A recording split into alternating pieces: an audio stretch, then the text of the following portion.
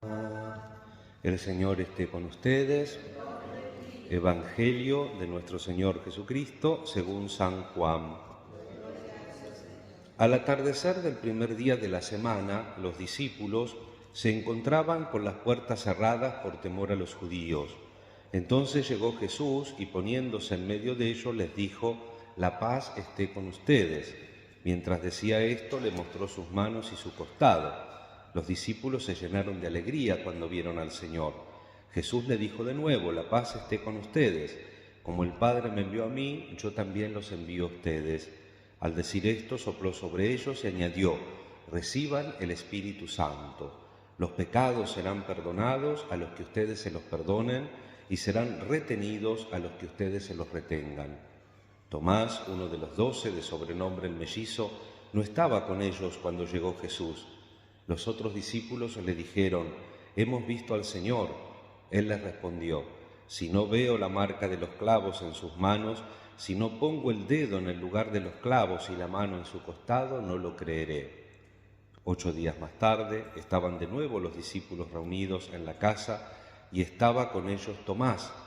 Entonces apareció Jesús, estando cerradas las puertas, se puso en medio de ellos y les dijo: «La paz esté con ustedes». Luego dijo a Tomás: «Trae aquí tu dedo, aquí están mis manos. Acerca tu mano, métela en mi costado. En adelante no seas incrédulo, sino hombre de fe». Tomás respondió: «Señor mío y Dios mío».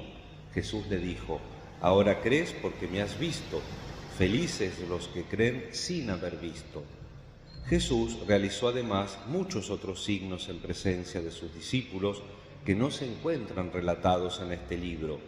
Estos han sido escritos para que ustedes crean que Jesús es el Mesías, el Hijo de Dios, y creyendo tengan vida en su nombre.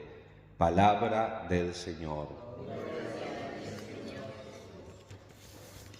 Queridos hermanos, la palabra del resucitado en este Evangelio, que es una inclusión, porque nos relata la tarde del día de la resurrección, donde Jesús se aparece y falta Tomás, y después dice el Evangelio mismo, 8 días más tarde, es decir, hoy, el domingo pasado la primera parte, hoy la segunda, una inclusión, la octava, este gran día que hizo el Señor. Por eso esta expresión del Salmo 117, este salmo pascual, se ha repetido en las antífonas de los Aleluya todos los días. Eques die que fecit Dominum, este es el día que hizo el Señor.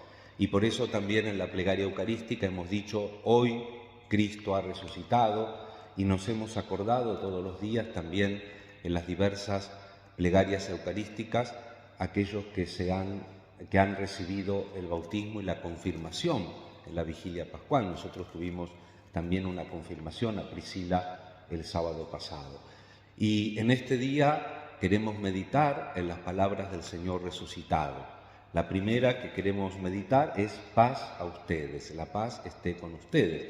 Ese saludo que es tan familiar y tan litúrgico, ¿no? Que a veces pasa que cuando leemos el Evangelio alguno contesta: y dijo Jesús, la paz con ustedes y con tu espíritu, porque estamos medio como acostumbrados.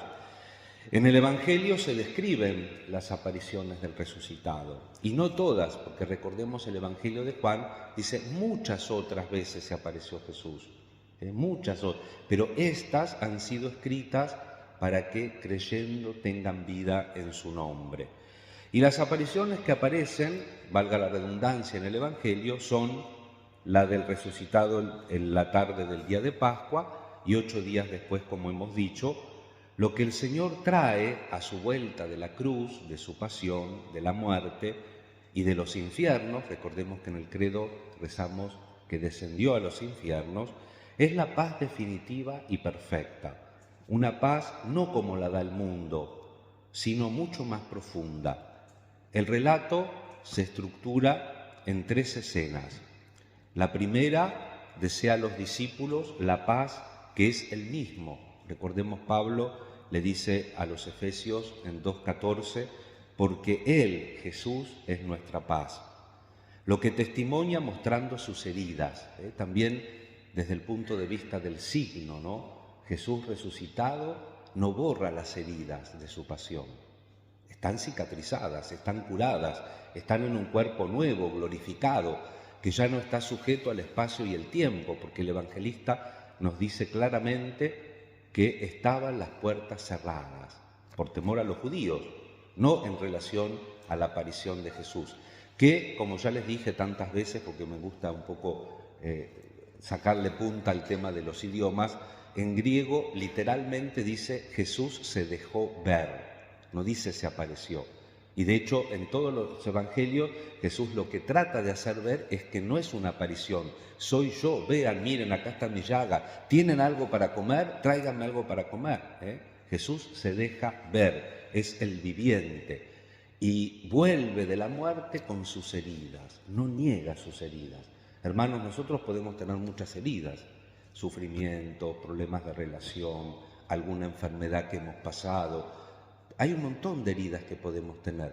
No se trata de borrar eso que ya es historia, sino se trata de que estén curadas, de que sea también un signo de que por la muerte viene la resurrección y la vida, como nos testimonia. Tenemos un Jesús tan misericordioso que se llevó nuestras heridas al cielo.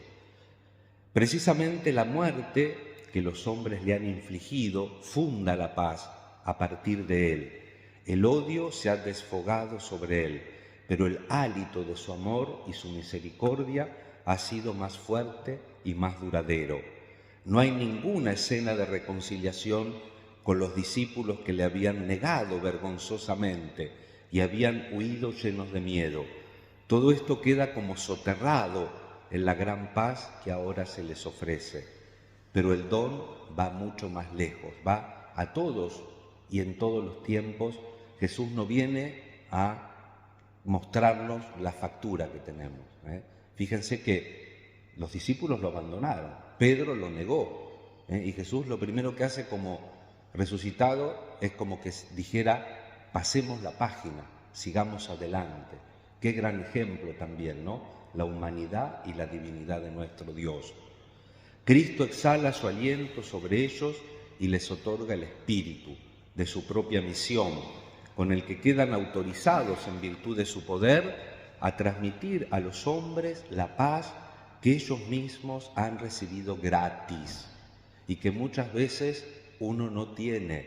Yo les digo por experiencia personal, a algunos le pasará el efecto contrario, pero algunos dicen, Padre, me encanta hablar con usted porque transmite una paz, y digo, si me leyeran los pensamientos salen corriendo. Pero evidentemente que no es el mensaje de uno, es el mensaje de Jesús. Y es una paz que de tenerla siempre la recibimos gratis. A quienes les perdonen los pecados les serán perdonados. El don que reciben de Jesús se les da desde el principio para que ellos a su vez lo transmitan. Al igual que Dios juzga al hombre cuando le otorga el perdón, se requiere la confesión y la contrición, el deseo de volver. Después hacemos lo que podemos, porque como dice el Papa Francisco, la iglesia no es una iglesia de perfectos, pero tiene que ser una iglesia que deseamos dejar la muerte atrás y compartir de verdad la vida de Jesús. Así también el perdón de la iglesia tendrá que ser un juicio. Debe producirse en la verdad y no en la inconsciencia. La eventual retención del perdón se produce por amor. El aplazamiento del mismo, si se da, tiene por objeto la perfecta preparación para recibirlo dignamente. Y todo esto tiene que producirse en la fe, de ahí el episodio de Tomás. No ver, no querer experimentar, es el presupuesto para la recepción de la paz. Un término jurídico, la derelicción, es decir, el abandono, abandonarme en Él, confiar en Él. Confiar en la fe es la condición de toda recepción de los dones divinos. Cuando el hombre duda y no quiere entregarse, no puede tener paz. Para tener paz debe prosternarse, arrodillarse y decir en la fe, como Tomás, Señor mío y Dios mío. En la primera lectura veíamos que los primeros cristianos, nadie llamaba suyo a nada de lo que tenía, el aprender a compartir. La dimensión comunitaria de la primitiva Iglesia es en la primera lectura el signo de que vive en la paz de Jesús. Las delimitaciones entre lo mío y lo tuyo, ya se trate de propiedad privada, de propiedad material o también de dones espirituales, que uno a veces tacanea un poquito, ¿no? Los dones espirituales que uno tiene, son la causa muchas veces de las disensiones, de las fricciones que existen entre nosotros, de la falta de paz entre los hombres, con derechos objetivos o derechos que no son tan objetivos, y quién los marca y quién los sufre. Pensemos en la guerra, por ejemplo. ¿Quién esos derechos que se reclaman y que se matan por esos derechos? La paz de la que aquí se habla tiene una motivación puramente espiritual, no sociológica. Desde el punto de vista sociológico sería difícilmente alcanzable lo que aquí se constata. Se distribuía según lo que necesitaba cada uno.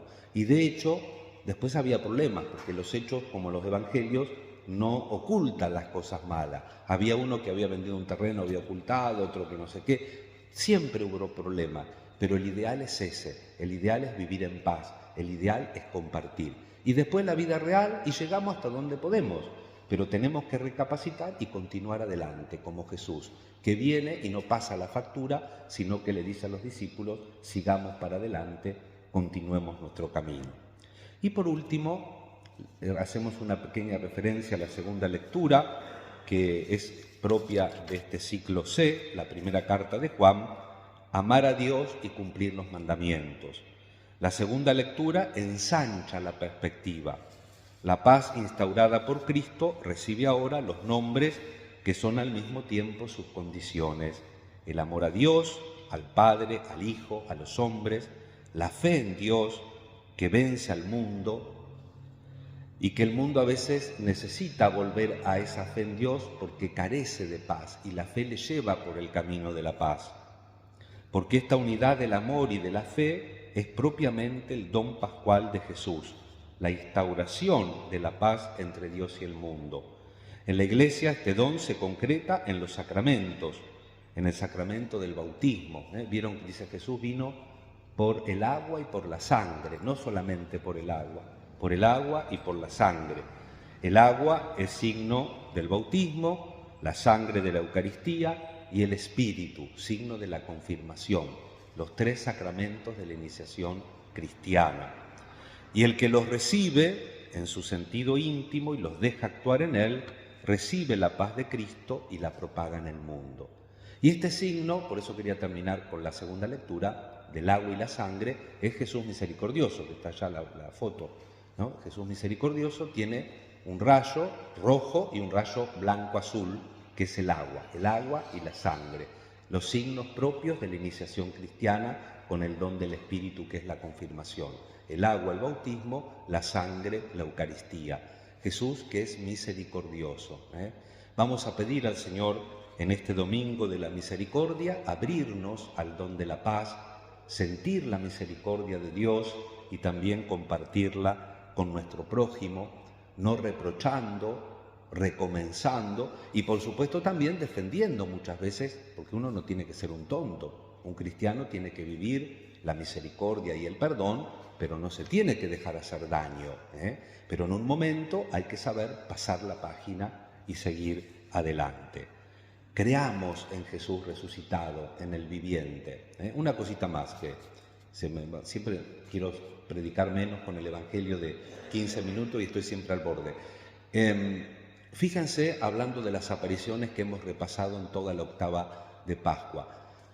Todos los que son fuera del círculo de los apóstoles, primero están reticentes, pero después creen con mucha más fuerza. La primera que ve a Jesús oficialmente, que es María Magdalena, las otras mujeres, los discípulos de Maús, Cleofás y Simeón, dice la tradición, Cleofás lo dice el Evangelio y Simeón dice la tradición que se llamaba el otro.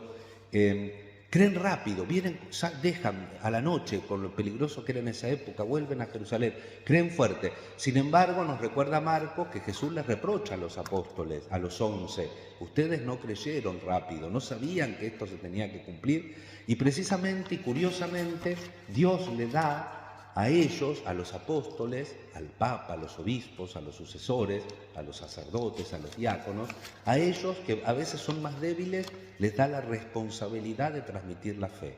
Qué curioso, ¿no? Pero fíjense que el don de la fe es el don de la Iglesia. Muchas veces la fe tiene que ir más allá de la estructura en cuanto humano, no en cuanto a estructura divino-humano que es la Iglesia, porque la Iglesia es Jesús y todos los bautizados de todos los tiempos. Pero nosotros tenemos que aprender eso, la grandeza.